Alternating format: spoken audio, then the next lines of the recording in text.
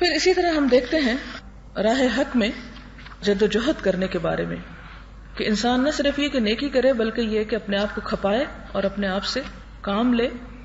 الباب الحادی عشرہ فی المجاہدۃ، مجاہدہ نہیں مجاہدہ ہے، راہ حق میں جدوجہد اور کوشش کرنے کا بیان.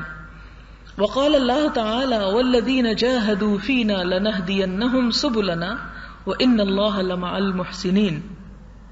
وہ لوگ جنہوں نے ہمارے راستے میں جدوجہد کی، کوشش کی، ہم ضرور اپنا راستہ انہیں دکھائیں گے اور بے شک اللہ تعالیٰ نیکوکار لوگوں کے ساتھ ہے. وقال تعالی وَاعْبُدْ رَبَّكَ حَتَّى يَأْتِيَكَ الْيَقِينُ، اور عبادت کرو اپنے رب کی یہاں تک کہ تیرے پاس یقینی بات آ جائے. حَتَّى يَأْتِيَكَ الْيَقِينُ، تجھے یقین ہو جائے. وقال تعالی وَاذْكُرِ اسْمَ رَبِّكَ وَتَبَتَّلْ إِلَيْهِ تَبْتِيلًا، کہ اپنے رب کا نام یاد کرو اور ہر طرف سے کٹ کر صرف اسی کے ہو جاؤ. وقال تعالی فَمَن يَعْمَلْ مِثْقَالَ ذَرَّةٍ خَيْرًا يَرَهُ، کہ جو شخص ذرے برابر بھی نیکی کرے گا اسے وہ دیکھ لے گا. وقال تعالی وَمَا تُقَدِّمُوا لِأَنفُسِكُم مِّن خَيْرٍ تَجِدُوهُ عِندَ اللَّهِ هُوَ خَيْرًا وَأَعْظَمَ أَجْرًا، کہ جو کچھ بھی تم اپنے جان کے لیے نیکی کر کے آگے بھیجو گے اسے اللہ تعالیٰ کے پاس پا لو گے، وہ بہتر بھی ہے اور اجر کے اعتبار سے بہت بڑی بھی. کہ وہ نیکی جو تم لوگوں کی خاطر کرتے ہو اور لوگوں کو دیتے ہو کر کے تو لوگوں کے پاس اس کا اجر نہیں، لیکن وہ جو خدا کی نیت سے کرتے ہو کہ اس سے اجر پائیں گے تو اللہ تعالیٰ کے پاس اس احسان اور نیکی کا اجر کہیں زیادہ بڑا ہے. وقال تعالی وما تنفقوا من خیر فإن اللہ بہ علیم، جو بھی تم نیکی میں سے کوئی مال میں سے خرچ کرو گے تو اللہ تعالیٰ اس کو جانتا ہے.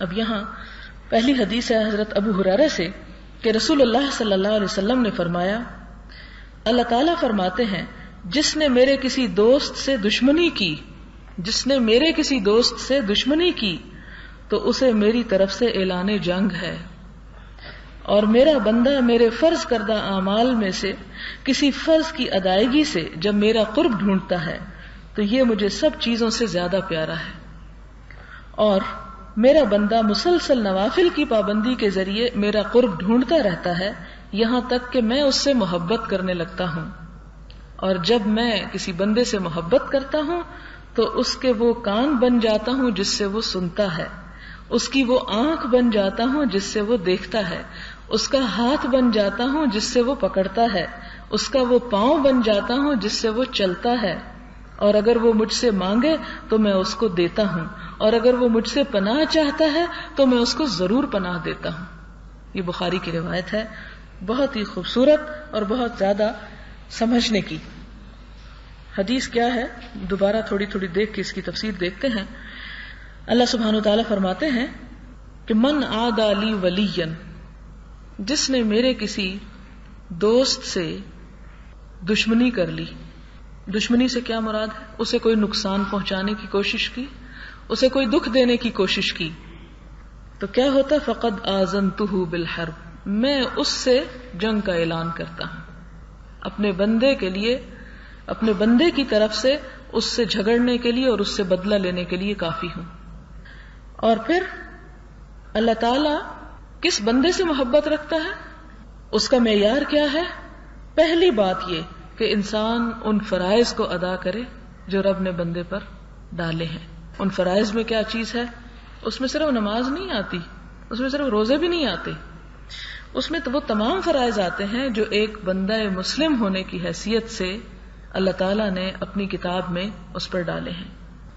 اس میں آپ دیکھیں کہ ان فرائض میں عبادات بھی ہیں، ان فرائض میں بندوں کے حقوق کی ادائیگی بھی ہے، اور بندوں کے حقوق کی ادائیگی میں والدین ہیں، رشتہ دار ہیں، دوست ہیں، ہمسائے ہیں، اور اس کے علاوہ وہ تمام تعلقات جو کسی بھی حوالے سے ہمارے بندوں کے ساتھ ہوتے ہیں، نسب کے ہوں یا شہر کے ہوں یا ویسے تعلقات کے ہوں، ان حقوق کو ادا کرنا یہ بھی انسان کے اوپر اللہ تعالیٰ کی طرف سے ایک فرض ہے.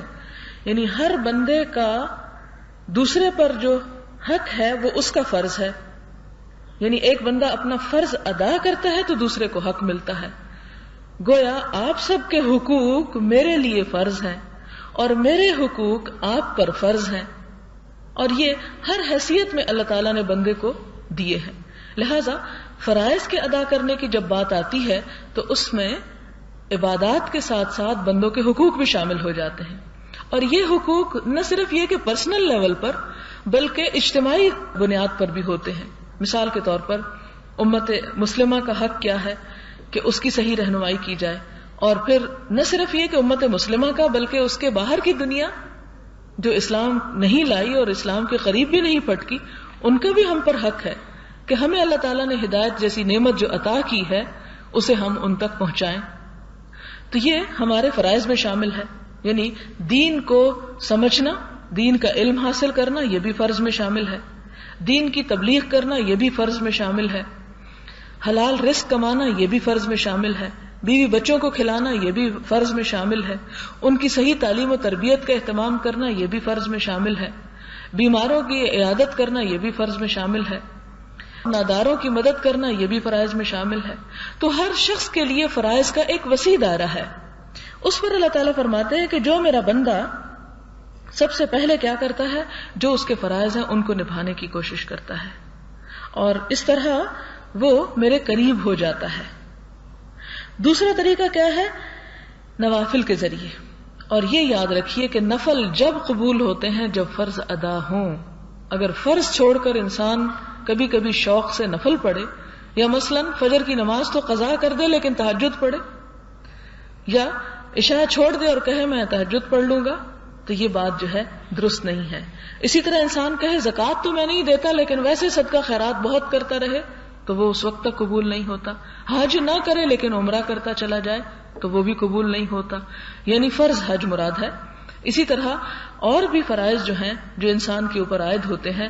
مثال کے طور پر آپ دیکھیں کہ بچوں کی تربیت کرنا جو ہے وہ ایک فرض ہے والدین کے اوپر. اگر انسان اس کو چھوڑ کر، اور خاص طور پر ایک ماں کیونکہ اس سے زیادہ پوچھ گچھ ہوگی، اگر وہ اس کو چھوڑ کر تو کوئی اور سوشل ویلفیئر کے کام لوگوں کی خدمت کے کر رہی ہے تو وہ فرض میں کوتاہی ہے. تو اس کا یہ مطلب نہیں کہ انسان کہے کہ میرے تو فرض اتنے ہیں کہ میں نفل پڑھ ہی نہیں سکتا. نہیں، فرائض کو اتنی اہمیت دے جتنی اہمیت ان کی ہے، لیکن اس کے ساتھ ساتھ نفل کاموں کو، نفل کا مطلب ہوتا ہے دل کی خوشی اور آسانی کے ساتھ اللہ کی محبت کی خاطر وہ کام کرنا جو اس نے ہم پر ذمہ داری نہیں ڈالی، جو اس نے ہم پر فرض عائد نہیں کیے. اب شوہر کی اطاعت عورت پر فرض ہے، لیکن کس میں ہوگی؟ معروف اور نیکی کے کاموں میں. یہ نہیں کہ اللہ تعالیٰ کی اطاعت قربان کر کے انسان شوہر کی اطاعت کرے. تو ہر فرض کا بھی درجہ ہے اور اسی طرح نوافل کے بھی درجات ہیں. تو نوافل میں بہت ساری چیزیں آتی ہیں جو نفل نماز ہے، نفل عبادت ہے، روزہ ہے، رات کی عبادت ہے، ذکر ہے، اور بہت سی چیزیں ہیں. لیکن یہ نہیں ہو سکتا کہ ایک شخص نفل تو ادا کرتا رہے اور فرائض سے غفلت اختیار کرتا رہے. فرمایا کہ پھر میرا بندہ نفلوں کے ذریعے میرے سے تقرب حاصل کرتا ہے. فَإِذَا أَحْبَبْتُهُ، پھر جب مجھے اس سے محبت ہو جاتی ہے ایسے بندے سے، تو پھر كُنْتُ سَمْعَهُ الَّذِي يَسْمَعُ بِهِ، میں اس کے کان بن جاتا ہوں جس سے وہ سنتا ہے، اور میں اس کی آنکھ بن جاتا ہوں جس سے وہ دیکھتا ہے، اور میں اس کے ہاتھ بن جاتا ہوں جس سے وہ پکڑتا ہے، اور پاؤں بن جاتا ہوں جس سے وہ چلتا ہے. اس کا کیا مطلب ہے کہ میں اس کے کان بن جاتا ہوں اور میں اس کی آنکھ بن جاتا ہوں؟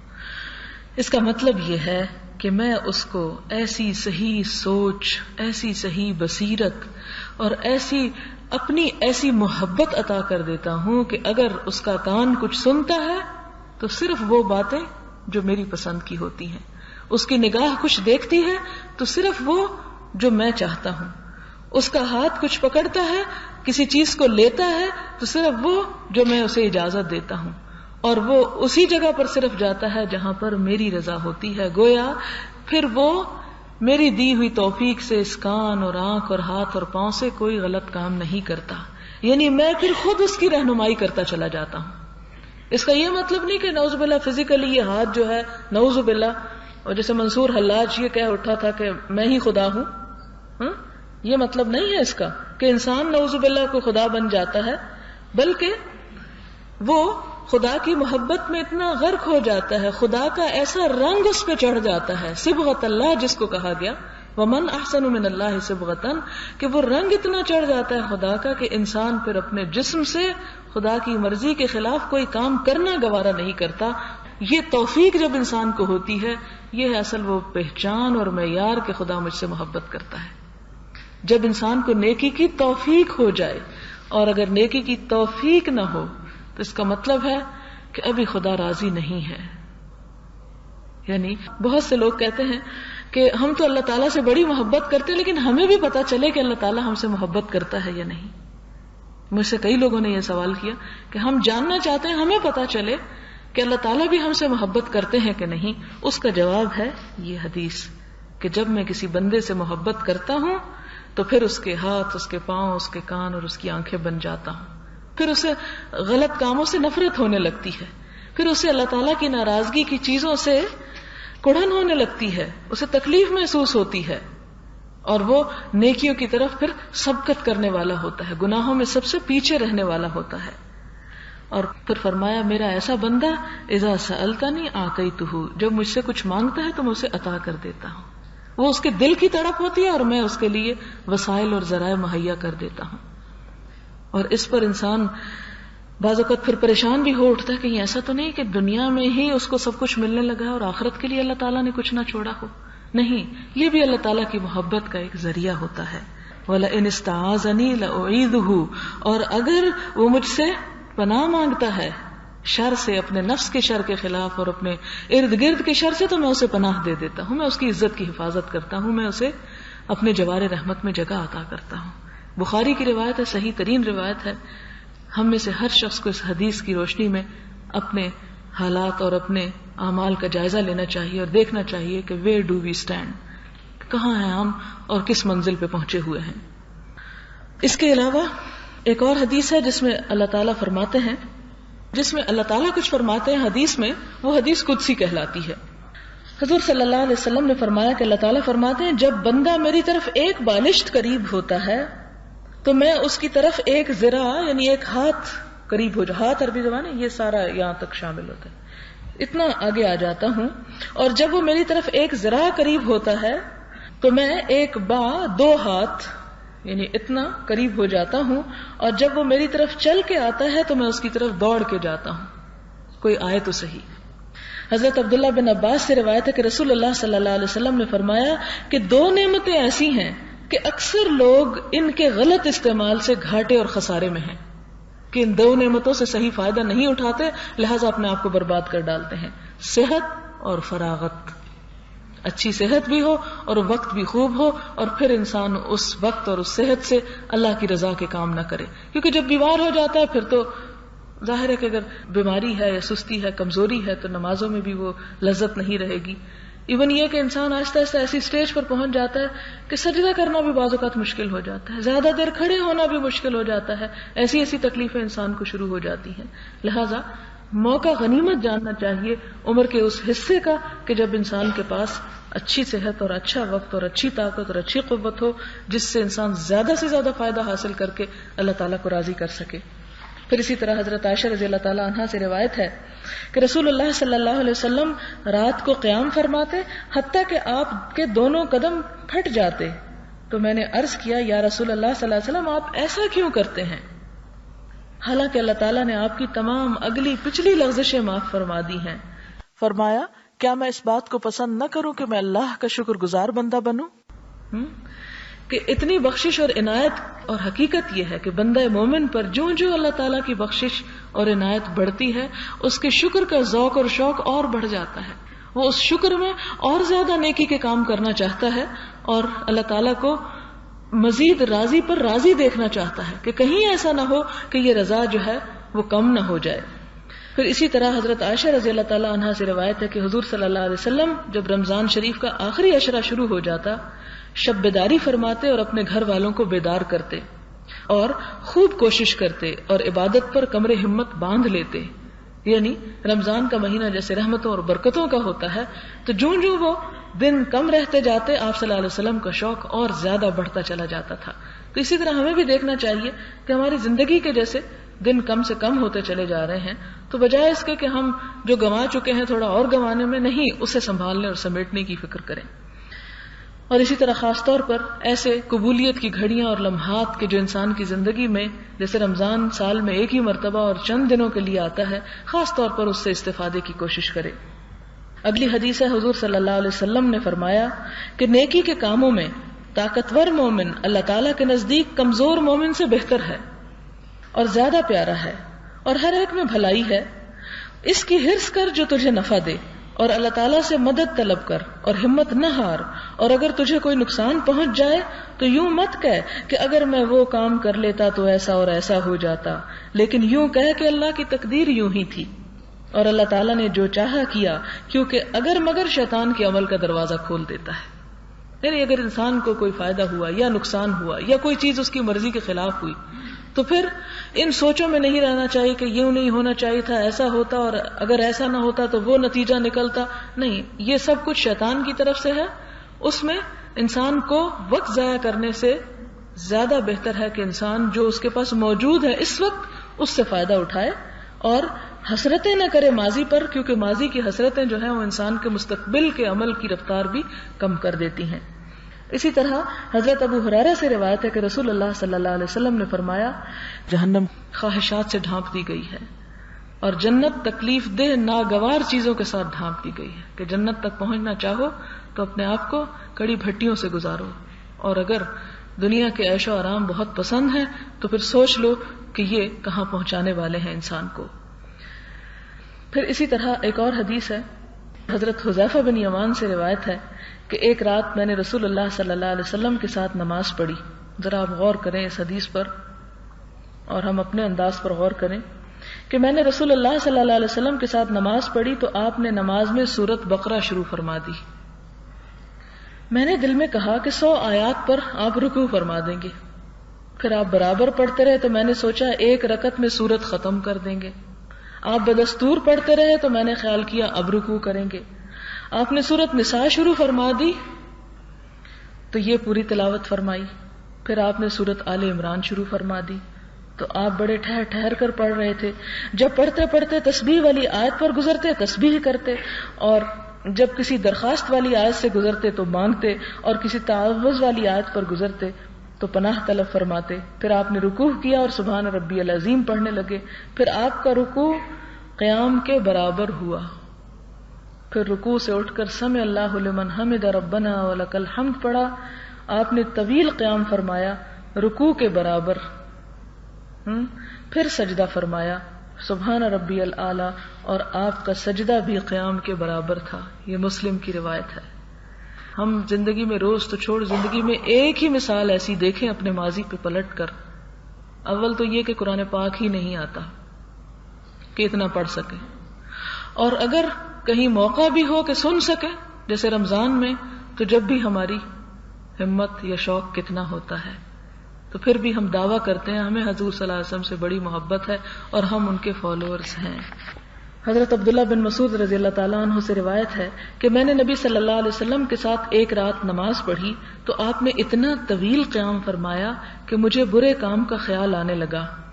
حضرت ابن مسعود سے دریافت کیا گیا کہ وہ کیا خیال تھا؟ فرمایا کہ میں بیٹھ جاؤں اور نماز میں حضور صلی اللہ علیہ وسلم کی اقتداء چھوڑ دوں. کہ یعنی میں اتنا تھک گیا یا اتنا وہ قیام سے عاجز آ گیا کہ میں نے سوچا کہ بس اب میں گیا اور کیا. کبھی اگر آپ کو شبینہ اٹینڈ کرنے کا اتفاق ہوا وہ فیصل مسجد میں، جس میں ایک رکعت میں صرف آدھا سپارہ پڑھتے، صرف آدھا ایک رکعت میں، آپ اندازہ کریں گے کہ وہ آدھے کے لیے بھی کھڑا ہونا بے حد مشکل ہوتا. اور کئی لوگوں کو آپ نے دیکھا ہوگا کہ نماز کی حالت میں ہی کبھی بیٹھ رہے ہوتے ہیں، کبھی کھڑے ہو رہے ہوتے ہیں. حضرت انس رضی اللہ تعالیٰ عنہ سے روایت ہے کہ 3 چیزیں میت کے پیچھے جاتی ہیں، اس کے گھر والے، اس کا مال، اس کا عمل. پھر 2 واپس آ جاتی ہیں اور 1 ساتھ باقی رہتی ہے. اس کے گھر والے اور مال تو لوٹ آتے ہیں اور اس کا عمل ساتھ رہتا ہے. حضرت ابن مسعود سے روایت ہے کہ رسول اللہ صلی اللہ علیہ وسلم نے فرمایا کہ جنت تم میں سے ہر ایک اس کی جوتی کے تسمے سے بھی زیادہ قریب ہے اور دوزخ کا بھی یہی حال ہے. کتنی خطرناک بات ہے. یعنی جنت میں پہنچنے کے لیے صرف اتنا فاصلہ ہے کہ جتنا ایک تسمے کا، تسمہ کتنا ہوتا ہے؟ اتنا لمبا ہوتا ہوگا، لیسز جو ہوتی ہیں جوتی کی، یعنی چند ہاتھ کا. اور اگر اس کی چوڑائی لے لیں تو وہ تو کچھ بھی نہیں، کہ بالکل ہی قریب. اور یہی حال جنت کا ہے. انسان کو نہیں پتا کہ وہ جنت کے کام کرتے کرتے ختم ہوگا یا دوسرے کاموں پر اس کا خاتمہ ہوگا. لیکن فکر کی اس میں بات یہ ہے کہ انسان ہر لمحہ اپنے عمل پہ نظر رکھے کہ وہ کدھر کو جا رہا ہے، اور بڑی لمبی امیدیں نہ رکھے کہ یہ سال گزر جائے تو اگلے سال سے میں بالکل ریگولرلی اچھے کام شروع کر دوں گی. آخر دعوانا ان الحمد للہ رب العالمین. سبحان اللہ وبحمدہ عدد خلقہ ورضا نفسہ وزنۃ عرشہ ومداد کلماتہ سبحان اللہ العظیم. اللہم صل علی محمد وعلی آل محمد کما صلیت علی ابراہیم وعلی آل ابراہیم انک حمید مجید. اللہم بارک علی محمد وعلی آل محمد کما بارکت علی ابراہیم وعلی آل ابراہیم انک حمید مجید. ربنا آتنا فی الدنیا حسنۃ وفی الآخرۃ حسنۃ وقنا عذاب النار. ربنا لا تزغ قلوبنا بعد إذ هديتنا وهب لنا من لدنك رحمة إنك أنت الوهاب.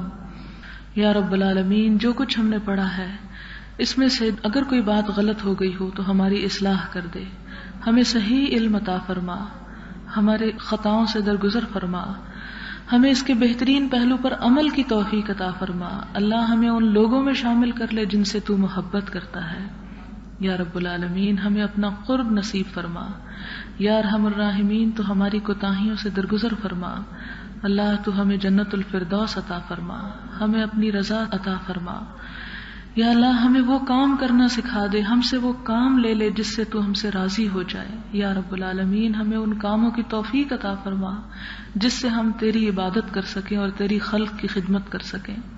اللہ ہماری نیتوں میں اخلاص پیدا کر دے، ہمیں اپنی ذمہ داریوں سے عہدہ برا ہونے کی توفیق دے، ہمیں ہمارے غلط کاموں سے بچا لے، دنیا و آخرت کی رسوائی سے بچا لے. یا اللہ ہماری اولاد کو ہماری آنکھوں کی ٹھنڈک بنا، انہیں دین و دنیا کی کامیابیاں عطا فرما.